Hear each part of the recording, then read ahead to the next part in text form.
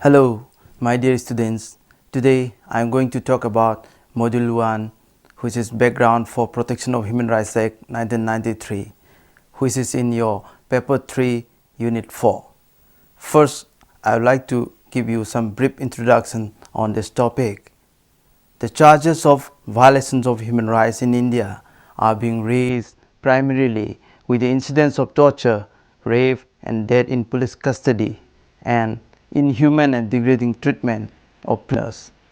Apart from these rampant violations of human rights arise out of the poor socio-economic conditions of our people, particularly people belonging to the most vulnerable section, members of the scheduled castes and scheduled tribes, migrant workers and landless laborers. Such violations occur due to the country's scarce resources and other problems like poverty, malnutrition, mounting unemployment, illiteracy, unbearable and unhygienic conditions in the slums, lack of primary health care in the rural areas, and a host of other problems like violence, terrorism, and outrageous incidents of communal riots.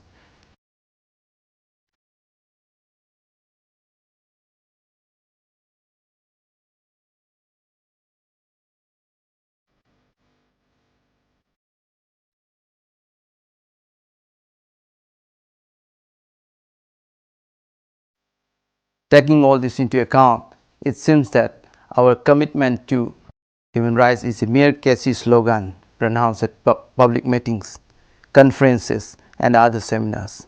There is therefore a need to establish a fact-finding body to recommend ways and means to the government. Government authority to prevent such violations. India, the largest democracy in the world, does not have a clean human rights record. There was no instrumental mechanism to protect human rights till early 1990s.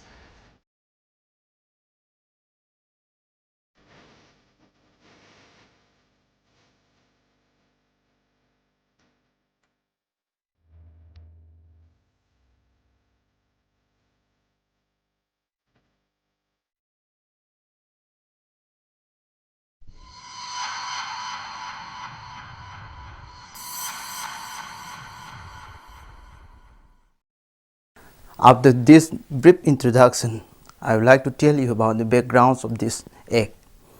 The growing concern for the promotion and the protection of human rights issues, both at national and international level, could be a probable reason for the central government to think in terms of establishing a human rights commission in India.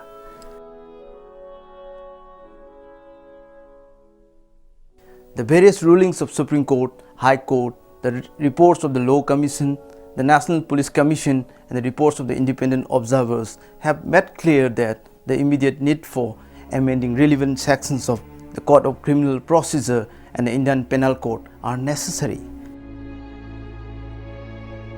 The amendments suggested that it would shift the liability of proof on the police officials in case there is evidence that injury caused while in custody, mandatory judicial inquiry in case of death or disappearance in custody, post-mortem within 24 hours, and medical examination in case of all allegations of rape. So, the proposed Human Rights Commission may be a useful instrument in this regard. The need for bringing a central legislation providing for mandatory financial compensation to the victims of custodial crimes is long overdue. Thus, by adopting a three-pronged strategy, the first one is the establishment of Human Rights Commission. The second one is amendment of existing administrative law on crime. And third, a central legislation for compensation for the victims of custodial crimes. India can fulfill its international obligation and live up to the constitutional mandate. Another point of observation is that the judicial process in India is very slow. It often takes years for a case to be decided. The courts are clogged with cases. Hence, there is a great backlog of pending cases. Besides, the technicalities of procedure make it a case of justice delay and justice deny. So, the proposed commission is to another redressal mechanism for the promotion and protection of human rights is a more systematic way. Despite the criticism leveled against India by human rights organizations, the world community by and large perceives India as a stable democracy with an independent judiciary, vibrant legislature and a vigilant press. It is therefore incumbent upon us to uphold India's image at home and abroad by establishing an independent and investigatory watchdog body on human rights.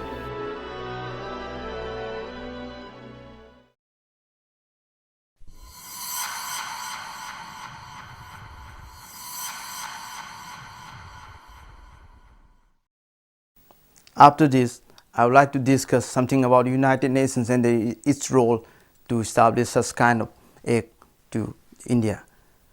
The Charter of the United Nations is perhaps the most visionary document ever adopted by the nations of the world. In its scope and range, in its prescription for peace and progress, it desires to propose a framework for collective security and action that is without precedent in political history. Central to that concept and to the overarching determination contained in the premises, quote, to save succeeding generation from the scores of war, unquote, is the recognition that the world should reaffirm faith in fundamental human rights and to promote social progress and a better standard of life and greater freedom. If the world is to attain peace, not surprisingly, the same connection is made in Article 1 of the Charter, which asserts inter alia that one of the purposes of the United Nations is to achieve international cooperation in promoting and encouraging respect for human rights and fundamental freedoms for all, without discrimination as to race, sex, language, or religion. Since the adoption of the Universal Declaration of Human Rights, the United Nations has developed a comprehensive strategy aimed at achieving the human rights objective set out in the Charter. The basis of this strategy is the body of international rules and standards, which now covers virtually every sphere of human activity. Upon this strong legislative foundation has made built an extensive network of human rights machinery designed to further develop international standards, to monitor their implementation, to promote compliance, and to investigate violations of human rights. The strategy is reinforced by a wide variety of public information activities and technical cooperation programs which provide practical help to states in this effort to promote and protect human rights. Human rights involve relationship among individuals and between individuals and the state. The practical task of protecting human rights is therefore primarily a national one, which is state must be responsible. At the national level, rights can be best protected through adequate legislation and independent judiciary, the enactment and enforcement of individual safeguards and remedies, and the establishment and the strengthening of democratic institutions. Activities aimed at the promotion of human rights and the development of human rights culture should be viewed as primary national responsibilities. The most effective education and information campaigns, for example, are like to be those which are designed and carried out at the national or local level, which takes the local culture and the traditional context into account. When states ratify a human rights instrument, they either incorporate its provision directly into their domestic legislation or undertake to comply in other ways with the obligations contained in the instrument. Therefore, universal human rights standards and norms today find their expression in the domestic laws of most countries.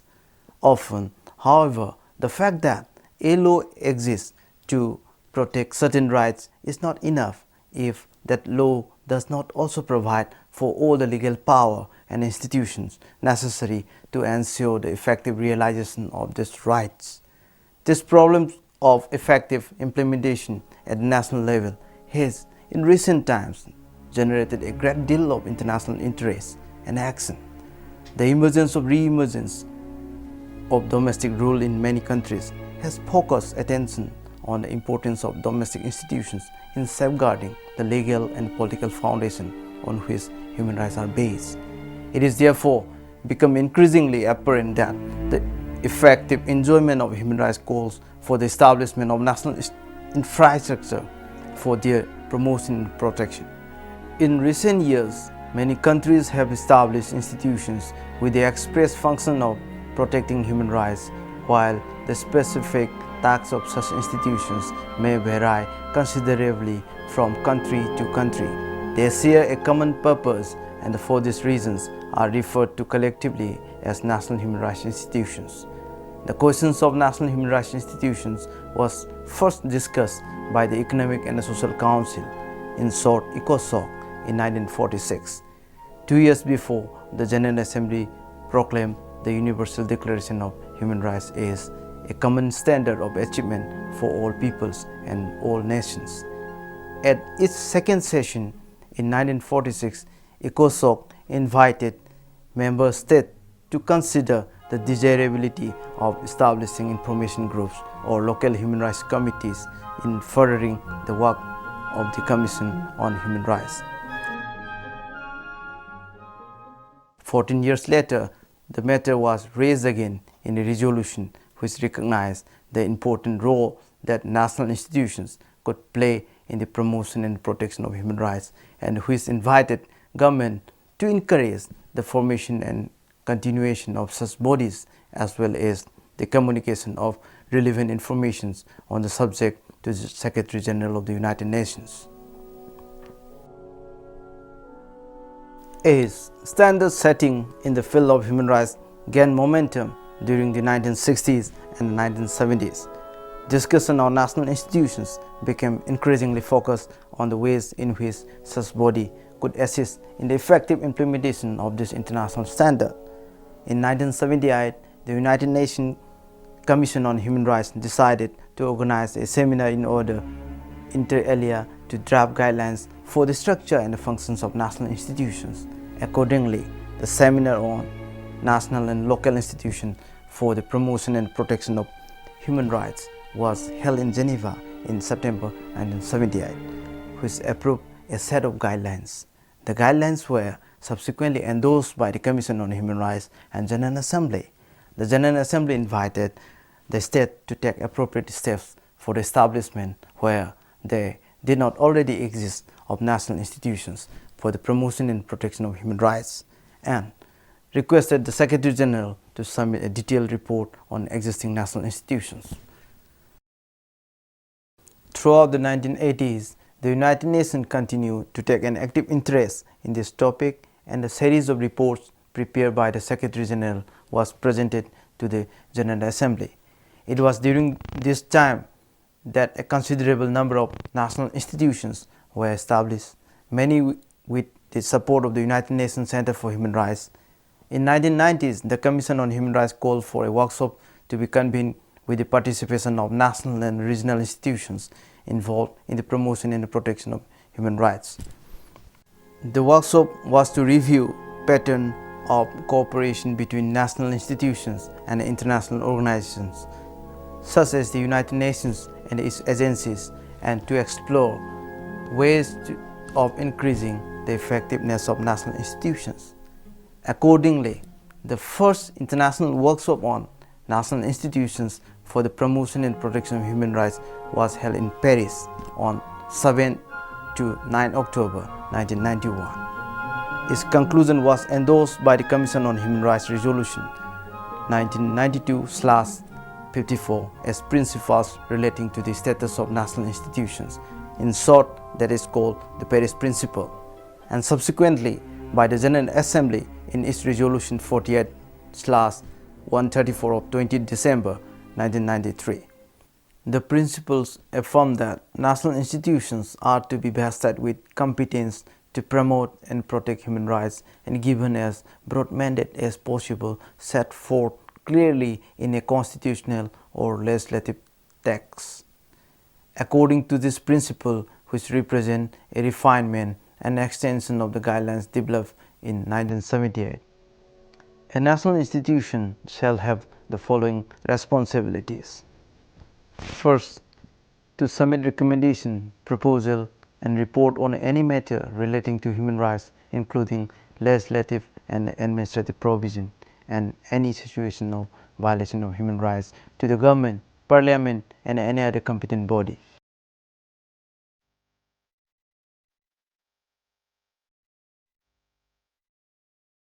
Second, to promote conformity of national laws and practices with international human rights standards.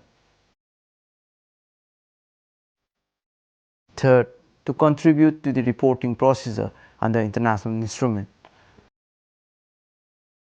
Fourth, to assist in formulating and executing human rights teaching and research program and to increase public awareness of human rights through information and education. Fifth, to cooperate with the United Nations, regional institutions and national institutions of other countries. The principles also recognize that a number of national institutions have been given competence to receive and act on individual complaints of human rights violation. They stipulated that the functions of national institutions in this respect may be based on the following principles: seeking an amicable settlement for the matter through conciliation, binding decision or other means. Second, informing the complainant of his or her rights and of available means of redress, and promoting access to such redressals, hearing complaints or referring them to competent authority. Third, making recommendations to the competent authorities, including proposals for amendment of laws, regulations or administrative practices which obstruct the free exercise of rights.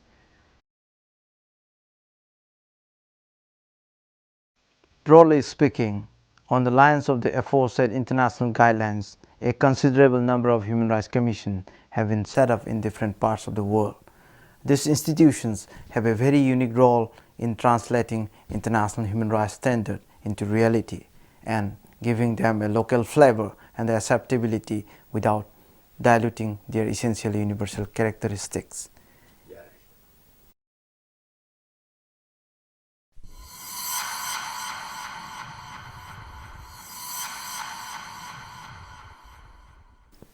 Up to the role of United Nations in the formation of this Protection of Human Rights Act 1993, I would like to talk about the human rights mechanism in India.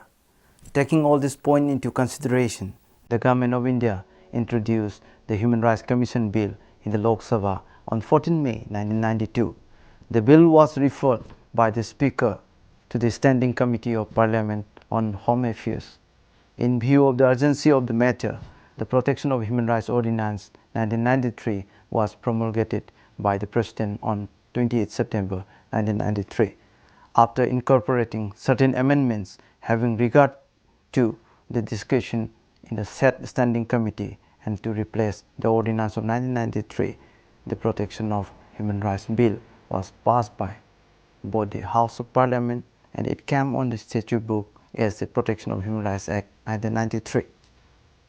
The Commission was initially constituted on 12 October 1993 under the Protection of Human Rights Act of 28 September 1993. The Act aimed to protect the human rights provided for constitution of National Human Rights Commission, State Human Rights Commission and Human Rights Code for the purpose. With the enactment of the Protection of Human Rights Act 1993, the way for the development of the jurisprudence of human rights has got an impetus. With the changing of social realities, it has been considered a necessity that the human rights are protected by the establishment of human rights institutions in different levels. The basic theme of the Protection of Human Rights Act 1993 is based on mankind's demand for a life in which the inherent dignity of a human being will receive respect and protection. There is a universal acknowledgement of the fact that there are some fundamental human rights whose violations will be condemned unequivocally by all the major cultures of the world.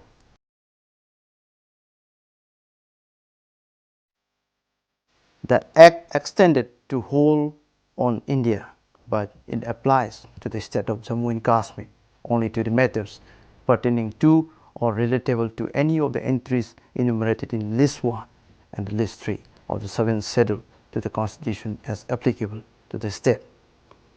The human rights has been defined in Clause D, Section 2 of this Act as the right relating to life, liberty, equality and dignity of the individuals guaranteed by the Constitution or embodied in the international covenant and enforced by the courts in India. The Act provides that the central legislation shall constitute a body known as National Human Rights Commission to exercise the powers and the functions assigned to it under the Act, and in exercise of this power, the central government constituted a National Commission. The Act also provides for constitution of State Human Rights Commission and Human Rights Court under Section 21 and 30. The said Act composed of 43 sections. It has endowed with the power of recommendation to the concerned government authority, whose task is to enforce these recommendations. Its annual reports are submitted to the Parliament and the Assembly under the watchful eyes of media and growing civil rights groups in the country and abroad. The appointment of such commission can make a platform for institutionalizing the concept of the human rights in addition to the provision of fundamental rights enshrined in the Indian Constitution.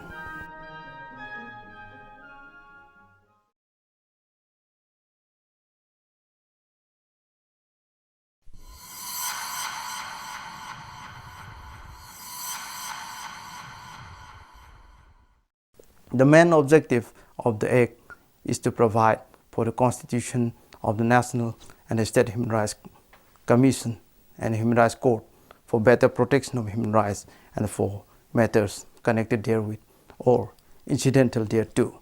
Thus, it has a twin objective to fulfill, namely, establishment of national structure both at central and state level, and to create enforcement machinery in terms of human rights court for better protection of human rights.